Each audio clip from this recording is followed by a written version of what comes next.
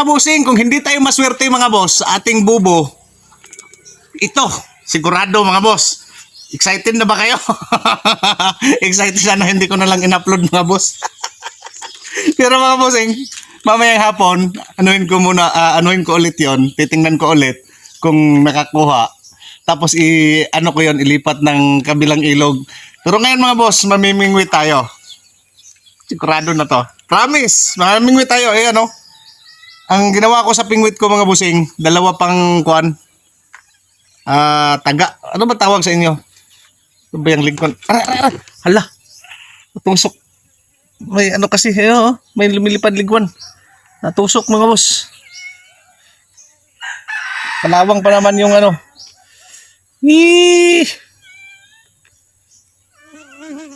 Tusok ako ba? Dahil sa'yo. Oh. So dalawa ang taga. Papalitan ko siguro to ng taga mga boss. Mingwit ako. Kasi malas tayo dun Nagsisi ako bakit ko in-upload. Nawala na tuloy yung believe ng mga viewers. Hindi na tuloy sila believe sa atin mga boss. Ngayon, dito kayo bibilib sa akin. Promise. Oh, magaling ako nito.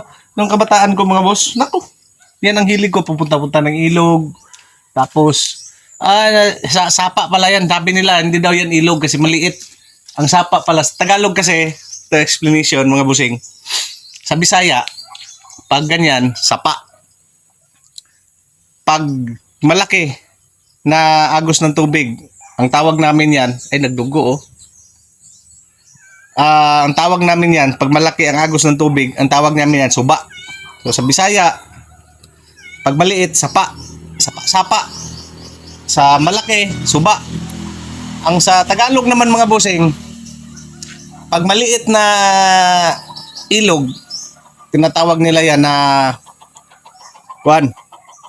Ano ba yun? Sapa. Ang malaki nila ay ilog. Kaso lang nagdugo. Baka matitano tayo. Baka matitano ako mga boss. Anuhin ko muna. Paduguin ko tapos lagyan ko ng sili, bawang o di kaya alcohol. Taglit na maano, masakit. Maganon-ganon kumikirot-kirot. Mamimingwit ako.